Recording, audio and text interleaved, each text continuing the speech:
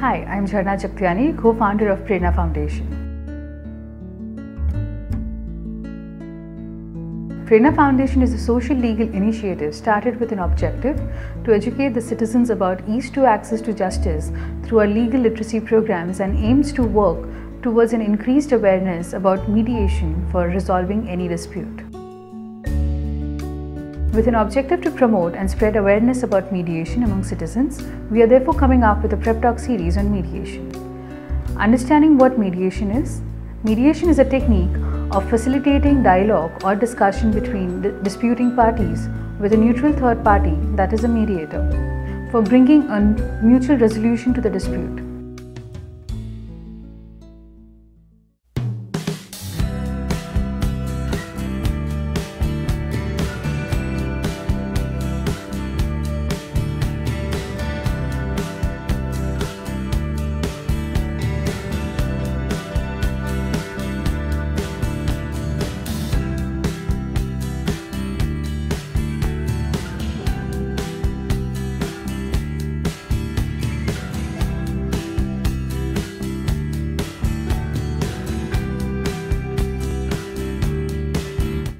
Welcome to our Prep Talk series on mediation. The introductory talk shall comprise of two parts, the second of which we start here with.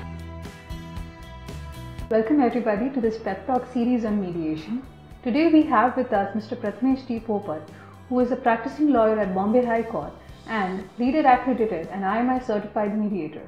If a person has limited resources, be it time or funds, what kind of training would you recommend that person? I would recommend firstly to take a 40-hour training. And in my view, funds are really not an issue here. I have seen kids carrying mobile phones where earlier their bill used to come to 1,000 rupees or 2,000 rupees a month. Now, of course, it's reduced quite a bit. But that being so, a training of 40 hours takes you 40 hours spread over 5 or 6 days, so you need to invest 6 days of your time, and in addition you need to spend, depending on the place you do it, anywhere from 4,000-5,000 to maybe 40,000-50,000. So depending on where you take the training, the expense really is not much. I mean, for getting a 40-hour training, if you are getting it at about 4,000-5,000 rupees, I don't think that's something which is unaffordable by anybody, especially considering that your mobile bills are a whopping amount. I have seen the kids, how much they use it. True. And that being so, it's basically being able to afford the 6 days. Money is not the criteria here. People talk of money only because that's the only thing they can bargain on.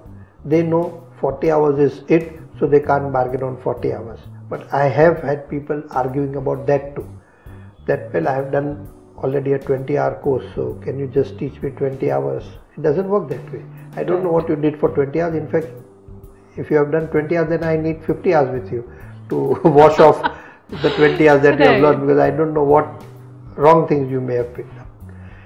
Plus, you may have picked it up 5 years back and down the line created a different perception of what you think you have learned 5 years back. And now with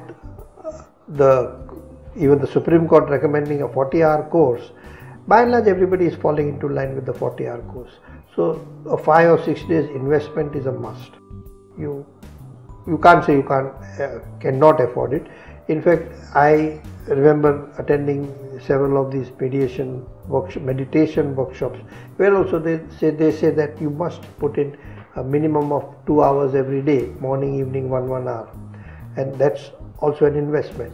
You should be able to afford it if that's what you want to do. And if you say I can't afford it, then it means you are not really serious about it.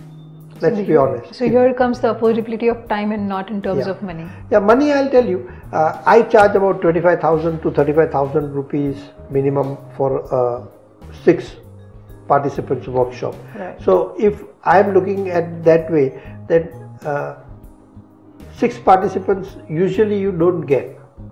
Everybody is coming in different numbers, either 5, I have had 7, I have had 3, 4, I have had 12, 15, sometimes 28. But normally I don't like taking more students, only because it gives you a better one-to-one time with the participants when you have a small group. When I go to Australia and some other places, they have a coach for every 3 persons. So I need to ensure that I also arrange for 1 person for every 3 persons in the room. You must have seen some of my past trainings where I do bring in the coaches. There is 1 coach for 3 persons. Right. Now I need to give coaching to those people.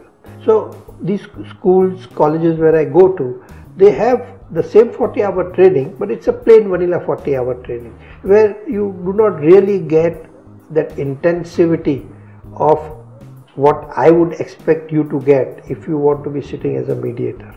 But Right. certainly on your own you at least get the experience of doing the training and experiencing what it means like to be in the hot seat of the mediator and getting some feedback about your performance.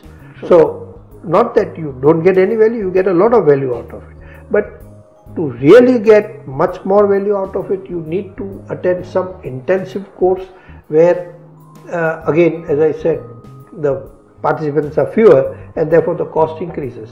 Right. So I am looking at some alternatives where I will be giving these trainings. Definitely I'll continue giving the trainings that I do on my own privately, but I have also started since last year to give these 40-hour workshops in colleges where they take the training, maybe plain vanilla 40-hour training, but then I would be having some advanced classes for these people where they would hone a few of their skills down the line. To answer your question in a sentence, commitment will give you the understanding that you can afford it, whether it is a question of time or a question of money. It's only a question of what is your commitment. That's it. Okay. Would this or any other course would make a person a certified mediator, at least in India? In India, we have very few institutions which are empaneling people. I do not see them getting any work, so to speak. So it really doesn't matter whether you seek the accreditation or certification or not. Yes, we do have the Supreme Court's committee, which is called the Mediation and Conciliation Project Committee.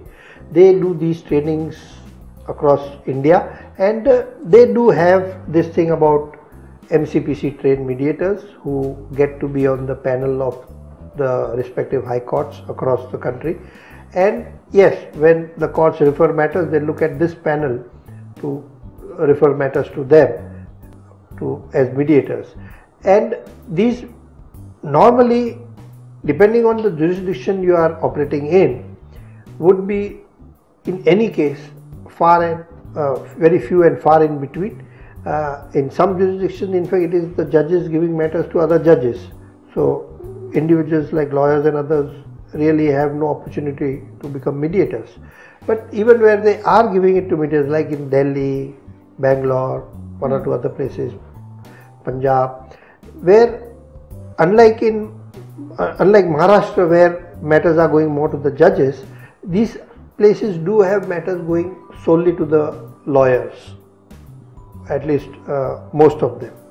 And there you may say, yes, it is worth it taking the training and getting the accreditation because matters are coming. But then again, there are so many mediators and so few matters now that in most of the places they have stopped doing these trainings, MCPC. They have really reduced them from doing one every 2-3 months to doing once a year or something like that.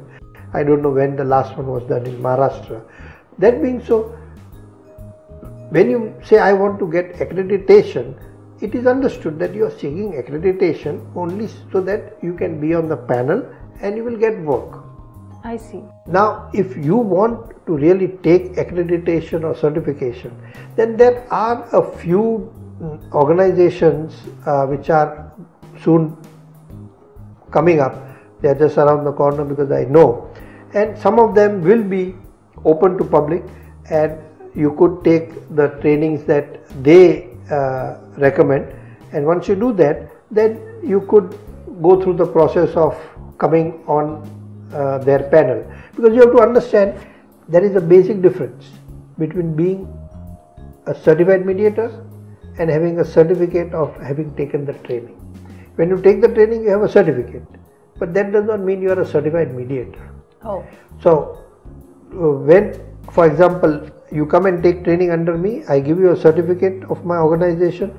If I do it for some other organization, they will give you the certificate that yes, you are certified, that you have taken this training. But it only means that you have been a participant of this training. It does not mean that you are a certified mediator. It just means that you have a certificate of having done a mediation workshop. That's all. Now, when I am going to be setting up a robust organization, when I join hands with few colleagues, it will be a basic requirement, firstly, that you do take our 40-hour training, and secondly, you do take our further trainings, and you take some additional courses that are required, and that will be including also some tests. So you would be required to go through these stages of the process. Only then you would be empaneled on this organization's list. And take it from me that the very fact that you go through this whole process itself makes you a good mediator. The certificate that you get from us is not what makes you a good mediator. It's the stringent process that you go through that gives you not only the understanding of what it takes to be a good mediator, but also gives you the confidence when you perform under these stringent processes, that you get the satisfaction and the confidence that yes, I can hold my fort in a mediation. But in my view, a good organization must have a robust regime of training and retraining for keeping your accreditation alive. Considering lawyers are the gateway to justice, what training would you recommend for them? Lawyers are comprising of about 99% of the mediators that we have today. We do have some others also, like at least in Bombay we do have some engineers, some doctors, some chartered accountants. Lawyers, when they practice mediation, they really like it. However, when lawyers come in as representing parties, then they have a major problem with mediation. Simply because when they are litigating in court, let's say that case is going to give them 150 billable hours. In a mediation, they find the same matter settling in 20 hours. From that 20 hours also, their work is hardly 2 or 3 hours. Oh. So imagine 150 hours of billable time is reduced to just 2 to 3 hours, maybe 5-10 hours. If you look at the background work and the preparation that they do, they can pump it up to maybe 20-25 hours, maybe a bit more than what the actual mediation happens, because a lot of preparation goes into these negotiations. So yes, certainly, but still it reduces it to 1/5. That being so, it's not surprising that lawyers consider ADR not as alternate dispute resolution or amicable dispute resolution or appropriate dispute resolution. They take it as alarming decline in revenue. And that being so, I would not blame anybody who is wearing a lawyer's hat to not want to take any training which, after that additional investment of time and money, is actually going to reduce my earnings in the profession that I am in. I don't blame them. However, look at it this way, that whenever a flyover is being constructed, traffic jams happen more. So you are increasing the problem, because now you have to keep a lot of space aside reserved for the building material, the building construction work that goes on. But once the flyover is ready, there is a lot of swiftness in the flow of traffic. There is lots of ease in the congestions that are caused.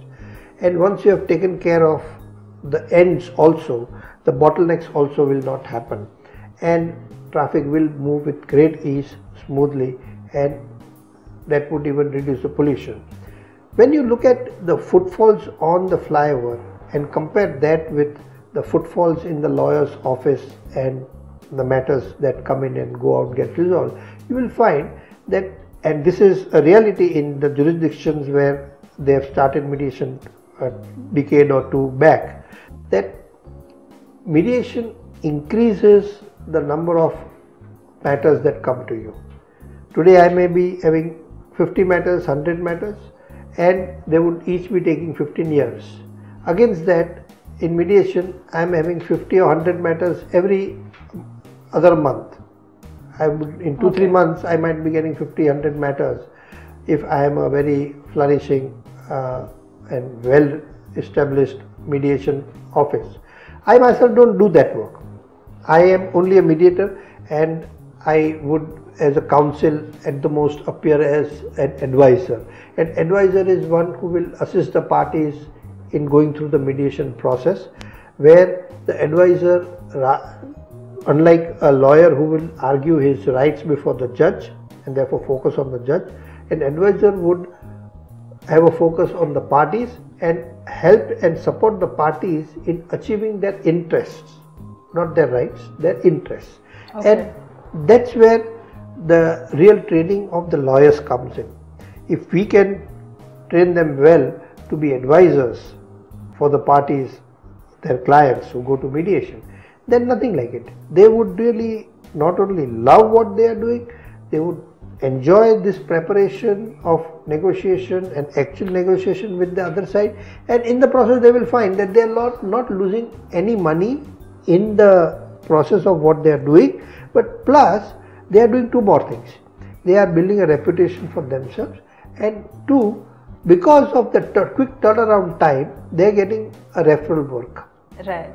Considering that it seems to be more and more, it has become more and more compulsory for law students to take up this mediation course, what kind of training would you recommend, or would you recommend the same kind of course for them as well? Yes, I would recommend the same 40-hour training.